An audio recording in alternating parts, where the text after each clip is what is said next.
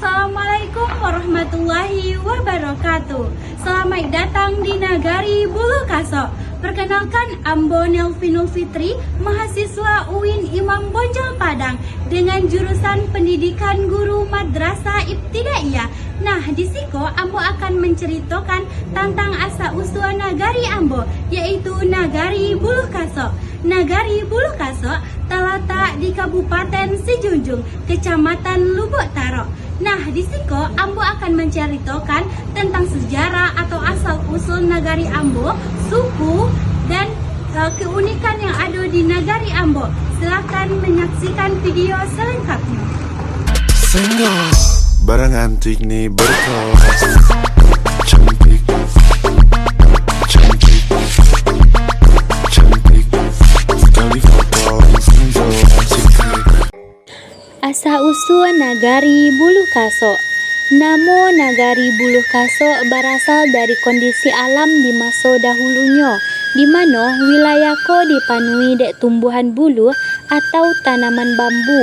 Jo tanaman kaso nan tumbuh subuh di sepanjang aliran batang air jo pabukitan.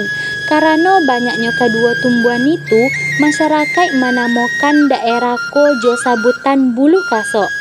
Menurut cerita turun-temurun, awal mula badirinyo Nagari Bulu Kaso ko indak dapat ditentukan secara pasti tahunnya karena indak ada catatan tertulis.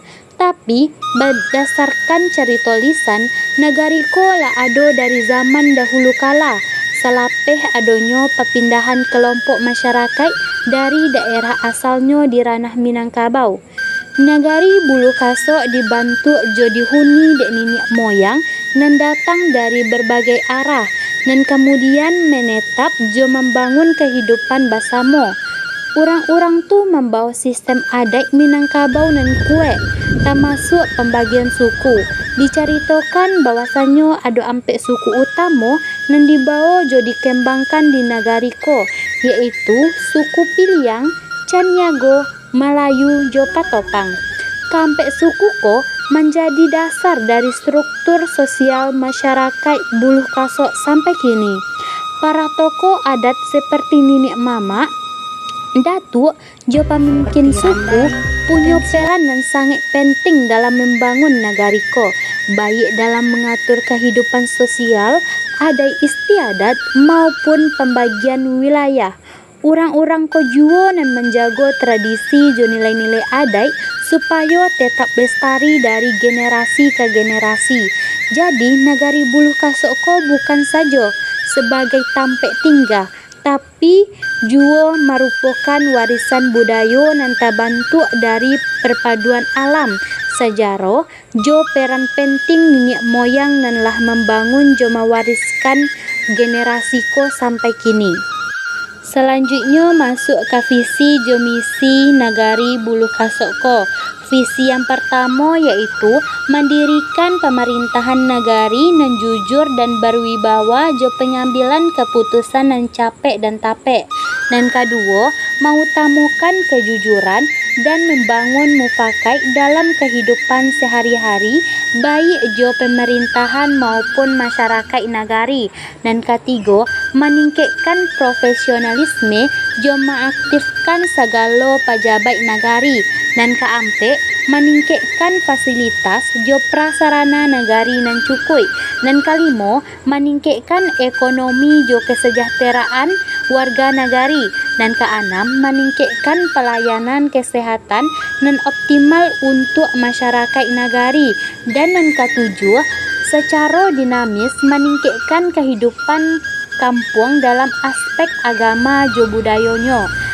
Selanjutnya yaitu misi Nagari Bulu Kaso, yaitu membangun Nagari Bulu Kaso nan jujur, adil jo sajahtera, babudayo sarato punya karakter mulia. Nah, selanjutnya Ambo akan menceritakan tentang suku-suku yang berada di Nagari Bulu Kaso ko, sarato pemimpin-pemimpin adatnya dan rumah gadang yang ada di Nagari Bulu Kaso ko.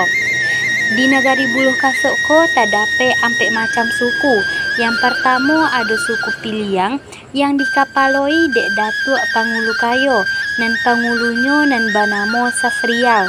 Nan kedua suku Caniago yang dikapaloi dek Datuk Pangulu Sati nan pangulunyo nan banamo Rifo. Dan nan ketiga suku Malayu nan dikapaloi dek Datuk Reno Kayo nan pangulunyo nan banamo Suwandi. Dan nan keempat suku Pitopang nan dikapaloi dek Datuk Pangulu Sultan nan pangulunyo banamo Naharudin. Selanjutnya ambo akan menceritakan tentang keunikan negari Bulukaso. Di negari Bulukaso ko terdapat banyak keunikan dan dimulai dari segi sejarah, adat istiadat, kebudayaan, makanan tradisional, serta keindahan alam sarato ado juo dan mengandung peristiwa-peristiwa mistis. Keunikan yang pertama dari segi adat istiadat. Di Bulukaso ada tradisi yang dinamakan tradisi bakau, yaitu tradisi yang dilakukan sebelum memulai menanam padi, di mana masyarakat Bulukaso bersama-sama memasak makanan dan paling khasnya gulai kapalo kabau. Tradisi ko dilakukan di sebuah rumah gadang dan ada di Bulukaso, yaitu rumah gadang Pitopang nan alah turut temurun dari dulu sampai kini. Dalam pelaksanaan tradisi bakau ko, sado suku nan ado di Bulukaso diundang untuk hadir. Nan datang tu dari kalangan perangkai adat seperti datuk-datuk antar suku, nenek mama, bundo kandung, sampai ke masyarakat negari Bulukaso. Setelah tradisi bakau, masyarakat jo perangkat adat bersama-sama pai ke sebuah makam keramat, yaitu makam nenek dan dianggap punya karomah di negari Bulukaso ko.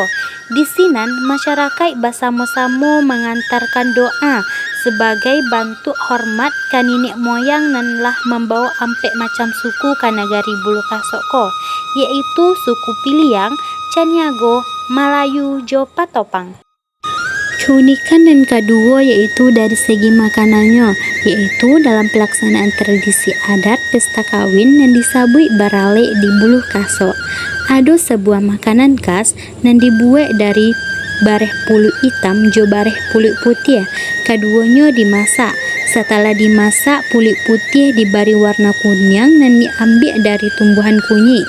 Kemudian kedua puluh dicetak menjadi bentuk menara, lalu dihiasi jo potongan kain pelapis dinding rumah gadang dan disusun serupa bendera-bendera ketek. Makanan ko wajib ada waktu pesta perkawinan atau barale di Bulukaso. Makanan ko dinamakan jamba. Kemudian ada juga makanan lain yang dibuat dari bareh puluh putih saja. Indah ada campuran apa-apa. Puluh itu dimasak, habis itu dibungkui memakai daun khas dan banamo daun irik. Makanan ko biasanya disajikan waktu sadohnya nenek mama bakumpu di rumah gadang. Keunikan yang ketiga yaitu dari segi keindahan alamnya.